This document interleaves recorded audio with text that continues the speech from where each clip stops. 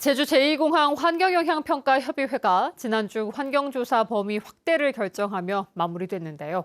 제2공항 반대단체들은 사업자인 국토교통부와 제주도가 사업 계획에 변경이 없음을 전제로 환경영향평가를 진행하고 있다며 반발하고 있습니다. 홍수현 기자입니다. 수기영 도민 공론조사를 갈등조정협의회에서 실시하자는 반대측 주민위원회 제안에 합의를 이루지 못하고 끝나버린 제주 제2공항 환경영향평가협의회. 조류 충돌과 동굴, 숨골 보존 등에 대한 환경조사 범위를 확대하는 데에만 의견이 모아졌습니다. 그런데 확대된 조사를 통해 환경 훼손이나 보전 방안이 미흡한 부분이 확인될 경우가 관건입니다. 제2공항 반대측 위원들은 협의회에서 환경영향평가 과정에서 환경 보전 방안이 미흡하거나 토지 이용 계획이 과하게 설정된 경우 계획을 축소 또는 변경할 수 있어야 한다는 의견을 제시했습니다. 하지만 사업자인 국토교통부 측과 제주도의 입장은 달랐습니다. 입지 타당성을 포함해 사업 계획의 적정성에 관한 사항은 협의회 기능에서 제외된다는 협의회 운영 지침을 들어 논의 대상에서 뺀 겁니다. 결국 확인되는 미흡한 환경 보전 방안에 대해서는 앞으로 진행될 심의 절차에서 보완을 요구할 수밖에 없는 상황. 이에 제주 제2공항 반대단체 등은 국토부와 제주도가 사업계획 변경 등은 아예 하지 않는다는 전제를 두고 환경영향평가를 진행하고 있다고 비판했습니다. 사업자 쪽 국토부나 제주도는 절대 계획 변경을 할 수 없다라는 전제를 깔고 환경영향평가를 진행을 하려고 지금 하고 있는 상황입니다. 그래서 그러다 보니까 사실상 환경영향평가 제도의 취지에 좀 어긋나는 그런 무리한 주장을 지금 하고 있고. 이에 대해 제주도는 환경영향평가 초안 작성 과정에서 확인되는 미흡한 부분에 대해서는 사업자인 국토부에 보완을 요구하고 본안 작성에 앞서 전문가와 도민 의견을 받는 등의 절차를 진행해 우려되는 부분이 없도록 하겠다고 설명했습니다. 하지만 대규모 국책 사업에 대해 과연 제주도가 어느 선까지 사업계획 수정을 요구할 수 있겠느냐는 의견이 나오는 가운데 앞으로 환경 보전 방안 등을 놓고 국토부를 상대로 제2공항 반대단체의 치열한 검증 요구가 이어질 것으로 보입니다. MBC 뉴스 홍수현입니다. 정부 사업과의 중복 등을 이유로 보건복지부로부터 재협의가 요청됐던 제주형 건강주치 시범 사업이 정상 추진됩니다. 제주도는 건강주치 시범 사업을 위한 정부 협의를 완료하고 제주시 삼도동과 읍면 6곳 등 7개 권역을 대상으로 관련 조례 제정 등 정비에 착수해 사업을 추진하기로 했습니다. 사업 대상자는 65살 이상 고령자와 12살 이하 어린이이고 필요 예산은 연간 40억 원에 이를 것으로 예상되며 제주도는 앞으로 2년 동안 사업 성과를 평가한 뒤 지속 여부를 협의할 계획입니다. 서귀포시 축구협회 회장의 여직원 성추행 의혹과 규정 위반에 대해 서귀포 체육회장은 도의회에 출석해 공개 사과는 했지만 직원 실수라며 규정 위반은 부인했는데요. 본인의 직인이 찍힌 징계 결정서가 버젓이 있고 규정도 명백한데 왜 이런 해명을 내놓는 걸까요? 박주연 기자가 취재했습니다. 여직원 성추행 혐의로 검찰에 넘겨진 서귀포시 축구협회 회장. 성비위로 자격정지 징계를 받아 퇴임 처리 대상인데도 아무런 조치를 하지 않아 규정을 어겼다는 비판이 나오고 있습니다.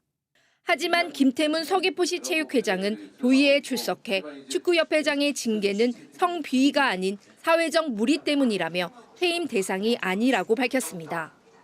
직원의 실수로 징계 결정서가 잘못 작성됐다는 겁니다. 의견서 자체가 연질이 돼 있어서 이 부분도 우리 직원들이 잘못했기 때문에 이 부분에도 사과를 드리겠습니다. 하지만 서귀포시 체육회가 지난달 작성한 징계 결정서에는 회장의 성추행과 성희롱에 대해 자격정지 5개월의 징계를 심의 의결했다고 쓰여 있습니다. 징계를 내린 스포츠공정위원회 위원장 자필 서명은 물론 김태문 체육회장 본인의 직인까지 선명하게 남아 있습니다. 위원들이 모두 확인하고 본인이 직인까지 찍은 의결 문서인데 직원 실수라는 해명입니다. 뿐만 아니라 사회적 무리에 의한 징계는 퇴임 대상이 아니라는 답변도 사실이 아닌 것으로 확인됐습니다. 서귀포시 체육회 규정 26조와 27조에 사회적 무리를 일으키는 등 회장으로서 적당하지 않은 사유가 있을 경우도 당연히 퇴임한 것으로 본다고 돼 있기 때문입니다. 때문에 징계를 내린 시점에 바로 퇴임 처리되는 것으로 볼 수밖에 없다는 해석입니다. 사회적 무리에 따른 징계라고 한다 하더라도 지금 여기 조항 자체에 사회적 무리 등 기타 부적당한 사유가 있는 사람은 임원이 될 수도 없고 설사 임원이었으면 퇴임 사유에 해당한다. 그러니까 퇴임한 것으로 본다라고 되어 있거든요. 성비위로 인한 징계든 사회적 무리에 따른 징계든 모두 서귀포시 축구협회 회장의 당연 퇴임 사유인데도 한 달째 직무유기 중인 서귀포시 체육회. 도민들을 대표하는 도의회에서까지 출석해 이해할 수 없는 해명을 내놓았는데 상급 단체인 제주도체육회와 관리감독 권한이 있는 제주도가 어떤 후속 조치를 내놓을지 주목됩니다. MBC 뉴스 박주연입니다. 까마귀가 변압기에 부딪혀 수백 가구가 정전되고 주민들이 승강기에 갇혔다 구조됐습니다. 오늘 오후 5시 50분쯤 제주시 연동 대림아파트 앞에서 까마귀 한 마리가 변압기에 부딪혀 아파트 360여 세대가 정전됐습니다. 또 정전으로 승강기가 멈추면서 주민 3명이 갇혔다 출동한 119에 의해 무사히 구조됐습니다. 한국전력이 복구 작업을 진행하고 있는 가운데 소방당국은 까마귀가 전신주 변압기와 부딪히면서 펑 소리가 났다는 주민들의 말을 바탕으로 정확한 사고 원인을 조사하고 있습니다.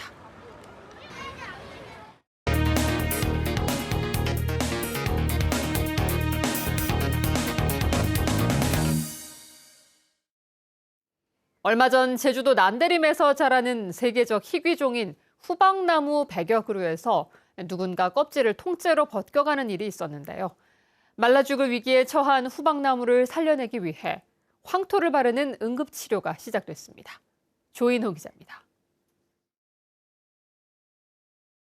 한라산 남쪽 들판에 흩어져 있는 제주의 난대림. 작업복을 입은 사람들이 조그만 통을 하나씩 들고 숲속으로 들어갑니다. 난대림 안에 들어가 보니 100년 된 아름드리 나무에 마치 페인트를 칠하듯 무언가를 정성껏 발라주고 있습니다. 껍질이 벗겨진 후박나무가 말라 죽는 것을 막기 위해 서귀포시가 나무의사와 함께 수목 치료를 시작한 것입니다. 황토가 원료인 수목 상처 보호제입니다. 사람의 상처에 연고를 발라주듯이 이렇게 껍질이 벗겨진 나무에 보호제를 발라주면 됩니다. 껍질이 사라진 부분에서 수분이 증발하는 것을 막고 황토의 항균 효과로 병해충이 침투하는 것도 예방할 수 있습니다. 껍질과 나무 이 심재, 뼈 사이에 물관, 체관, 사람 숨 혈관이 있는데 뜯겨나갈 때 적은 양이지만 지금 남아있어서 뿌리에서 올라가는 통로가 혈관 통로가 살아있는 거예요. 지금까지 껍질이 벗겨진 채 발견된 후박나무는 100여 그루. 누군가 껍질을 한약재로 쓰려고 한 달 전쯤 몰래 벗겨간 것으로 추정되는데 나무를 살릴 수 있을지는 조금 더 지켜봐야 합니다. 여름을 잘 넘기는 게 관건입니다. 여름을 넘기지 못하면 결국 고사하기 때문에 이 살려날 확률은 솔직히 온전히 100%를 기대할 수는 없는 상태고요. 그래도 한 절반 정도, 50% 정도 내외를 보고 있습니다.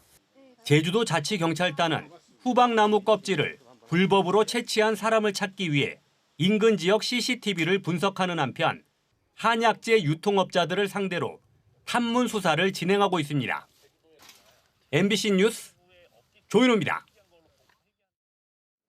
제주도에 보조금을 받고 제주 방콕 노선을 취향한 제주항공이 여행사 판매를 하고 있다는 지적이 도의회에서 제기됐습니다. 제주도의회 예산결산특별위원회에서 현지홍 의원은 제주항공이 제주도로부터 1억 5천만 원의 보조금을 받고 제주 방콕 노선을 취향했지만 홈페이지에서 항공권을 구매할 수 없고 여행사를 통해서만 판매하고 있다고 지적했습니다.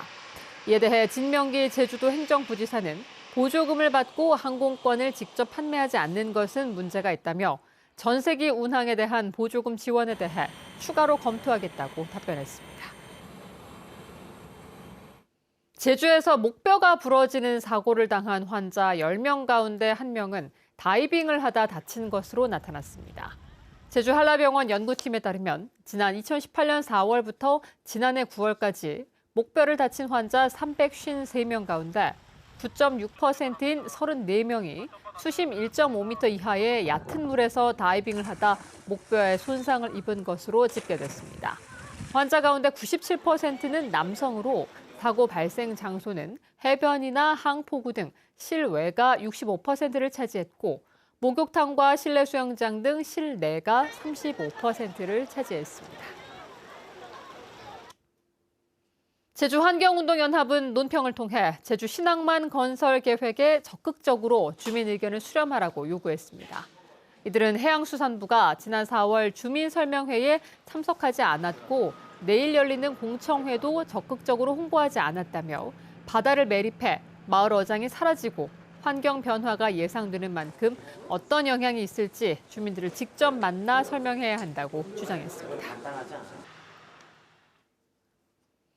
부부싸움을 하다 불이 나 2명이 다쳤습니다. 어제 오후 2시 반쯤 서귀포시 보목동에서 아파트에 불이 나 거주자인 50대 남성과 구조를 위해 뛰어든 40대 남성 등 2명이 다쳐 병원으로 옮겨졌습니다. 경찰과 소방당국은 아내와 말다툼을 하던 남편이 홧김에 불이 켜진 가스레인지로 방석을 던진 것으로 보고 정확한 화재 원인을 조사하고 있습니다. 최근 각종 기관이나 공직자 등을 사칭한 위조 사기가 잇따르는 가운데 제주시청 공무원을 사칭한 사기 사건도 발생하고 있습니다. 제주시는 지난 14일 도내 모 소상공인에게 의료기기 구매권이라는 위조된 시청 공문서를 보내 심장 제세동기 납품을 요청하고 가짜 명함을 문자로 발송하며 송금을 유도한 사기 사건이 발생했다고 밝혔습니다.